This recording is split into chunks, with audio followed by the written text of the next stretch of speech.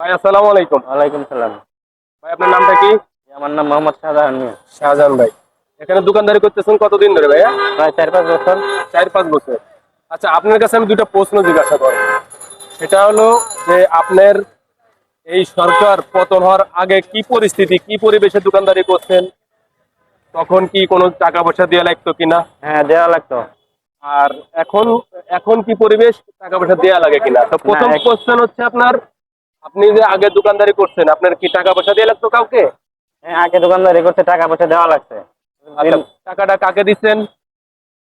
প্রতিদিনই আইসা নিয়ে গেছে এলাকার তারা নেতা নাকি, তারা আইসা নিয়ে গেছে আমার পুলিশের কাছে। হ্যাঁ পক্ষে থেকেই হোক অথবা মনে করেন যে এলাকার হ্যাঁ হ্যাঁ হ্যাঁ। পাতি নেতা টেতা এরকম জি, জি, ধরনের। এরকম কত এরকম। টাকা নিচ্ছে? প্রতিদিন 100 টাকা করে দিচ্ছি আমরা। 100, তার মানে মাসে 3000। জি এই ছোট্ট দোকানে, এই জি যে জি যে দোকানে এইগুলো বেচে। জি জি জি। দর্শক আপনারা দেখতেই পাচ্ছেন, দেখেন এই যে এই হেডফোন টেডফোন মানিব্যাগ বেচে কি আর হয় তার? 100 টাকা প্রতিদিন দেয়া লাগছে এলাকার মাস্তান অথবা পুলিশ। তো এখন কি অবস্থা? এখন আপনার এই সরকার পতন হওয়ার পরে কি অবস্থা? জি, এখন এখন কি কেউ টাকা পয়সা নেয়? আলহামদুলিল্লাহ না, এখন কেউ টাকা পয়সা নেয় না। এখন এখন আমরা আলহামদুলিল্লাহ অনেক ভালো আছি।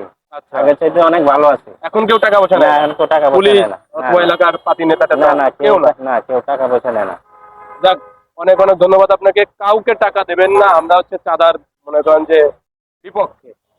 আমরা এদেশে চাঁদাবাজি করতে দেওয়া যাবে না, দিতে আমরা দেব না।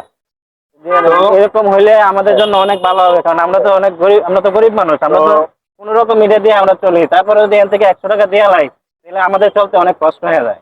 তো সেক্ষেত্রে আপনাদেরও হেল্প সহযোগিতার দরকার আছে। জি জি আপনাদেরও নিজেদের থেকে, নিজেদের স্থান থেকে শক্ত হইতে হবে।